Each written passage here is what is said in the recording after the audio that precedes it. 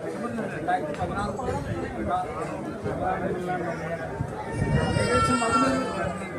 15 വർഷം 2000, 2001, 2002 കാലങ്ങളിൽ പരമേശ്വരയുടെ നിർദ്ദേശപ്രകാരം മലപ്പുറം ജില്ലയിൽ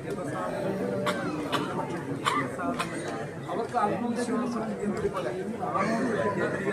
പിന്തുണയൊക്കെ പ്രഖ്യാപിച്ചുകൊണ്ട് അവരുടെ പാരമ്പര്യവും വൈദ്യുതിയൊക്കെ ഉയർത്തിപ്പിടിച്ചുകൊണ്ട് ജീവിതം കെട്ടിയെടുക്കുന്നതിൻ്റെ ഭാഗമായിട്ട് പരമേശ്വരൻ അതിനുശേഷം നമുക്കൊരു 10 വർഷം നടത്താൻ സാധിച്ചിട്ടില്ല. പക്ഷെ പിന്നീട് 2014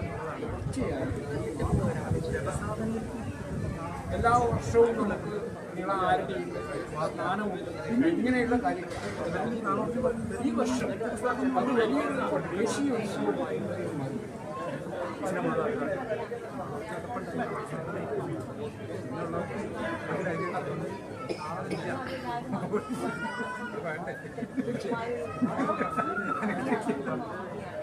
തീർച്ചയായിട്ടും പ്രയാഗരാജിലെ കുംഭമേള, മഹാകുംഭമേള വലിയൊരു മാറ്റമാണ് സംഭവിക്കുന്നത്.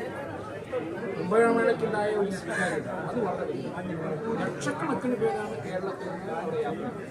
കഴിഞ്ഞ വർഷങ്ങളിലൊക്കെ ഒരുപക്ഷെ 1000, 10,000 ഈ വർഷം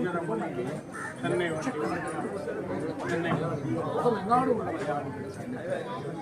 അങ്ങനെ പോകാൻ സാധിച്ചവർക്ക് അതൊരു ബാക്കി വരുന്ന കോടിക്കണക്കിന് മലയാളികൾ തങ്ങൾക്കും ഒരു കുംഭമേളയിൽ പങ്കെടുക്കുക, ഒരു സ്നാനം നടത്തുക എന്ന് വലിയ ആഗ്രഹം.